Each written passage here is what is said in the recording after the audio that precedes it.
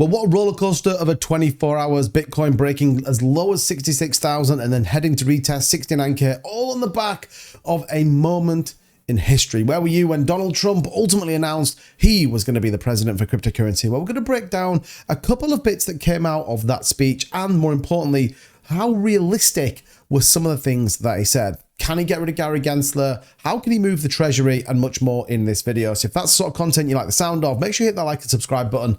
Let's get into this one. So as always, everybody, welcome back. If you've been under a rock, you haven't seen Bitcoin 2024, a moment in history for everyone involved, not just in Bitcoin, but in cryptocurrency in general. We saw many senators, presidents, and much more giving their views, particularly around everything cryptocurrency related. And Donald Trump, the headliner, giving his view specifically on his thoughts around what was going on. So let's just break down a couple of the things that he did say. He's going to create a strategic Bitcoin reserve, which ultimately was the Bitcoin stockpile, moving the 200,000 Bitcoin that the United States owned into the treasury. Now, we've seen recently Germany dump their entire Bitcoin. Remember, a lot of governments outside Argentina, El Salvador have got this through criminal activity, illicit niche, whatever it is, right? They didn't go out and buy it. It was given to them, taken from them, however you want to look at it. But ultimately, they are going to move that. A lot of countries generally sell it. We've seen that with a number of them. They'll move it and hold it as an asset. He quote, "Don't sell your Bitcoin." He didn't say quite like that, but don't sell your Bitcoin.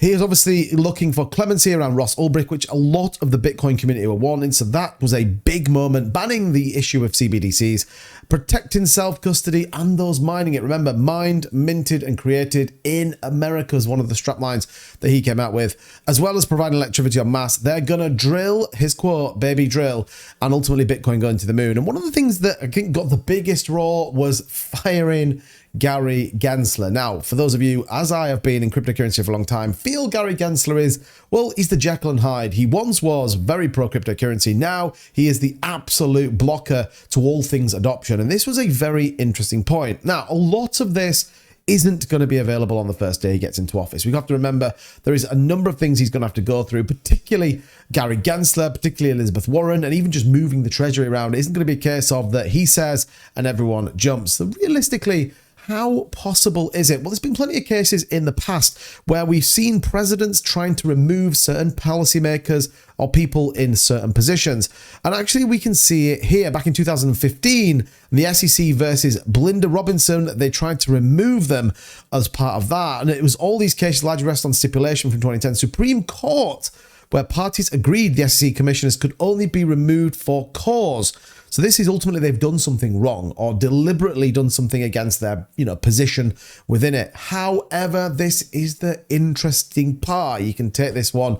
It is, as always, in the amicus brief filed with the Supreme Court, senior affiliated scholar George Mason University argued the president actually does have the power to remove the SEC commissioners with or without cause. Article, it does not expressly give the president the power. It does not expressively restrict it. Volmer said, so firing is fair game. So actually, when you think about that, the reality is, well, yes, Trump can officially remove Gary Gensler. Now, remember, there was actually the House Republicans did attempt to remove Gary Gensler back in, I think it was 2012 or something like that, I think it was. But it was all about Warren Davis, the Republican for Ohio, and the proposed legislation was referred to a committee, but was never really enacted. So the reality here is Donald Trump absolutely can remove Gary Gensler. So on a lot of the things he committed to deliver, the reality is the biggest one that I think a lot of people believe should be the easiest. And then the rest of them will obviously fall into place. We know that Biden has gone anti-cryptocurrency. Allegedly, the Harris campaign is trying to see about maybe building some bridges. Ultimately, they're anti-cryptocurrency. That's the reality of it. But we obviously then got this big bit from Senator Loomis, emphasizing the importance of supporting financial innovation and announcing that fund, which I think is very, very important. And again, a pro-cryptocurrency senator, which is everything we want. And I think that's absolutely important. So not only now do we have two things that are historic in the history of Bitcoin, but two things that I think Donald Trump can go away and deliver. And the other thing, don't forget, Elizabeth Warren, she is continuing her attack on cryptocurrency, alleging that foreign governments are now using cryptocurrency mining facilities to spy on US military operations. So the scene was set quite specifically last night in the sentiment of Donald Trump, pro-cryptocurrency, and will do everything to support it. In fact, he actually had a rally in Minnesota in which he talked again about Bitcoin. Now, you have to be mindful in this situation because they want your votes. Let's be clear about it. But what we do know, and I am in any way, shape or form not political, we do know that Donald Trump generally follows through on what he commits. So on a couple of the things that a lot of people are saying can't happen, well, they can. Gary Gensler could be sacked on day one.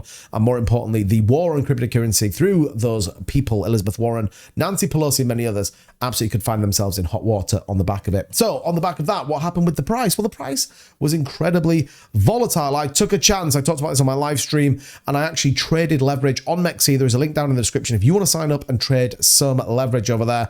And I picked up a nice little trade from the bottom of the wick all the way up to that 69 retest that we did. So actually the price looking pretty solid. We are expecting some solid inflows. We are expecting people back into the office, and we'll see how that plays out in the coming weeks. But actually fitting perfectly. We are still looking, though, don't forget, that monthly close on the 72,000 to signify a parabolic move coming for Bitcoin and, more importantly, cryptocurrency on the back of it. So leap.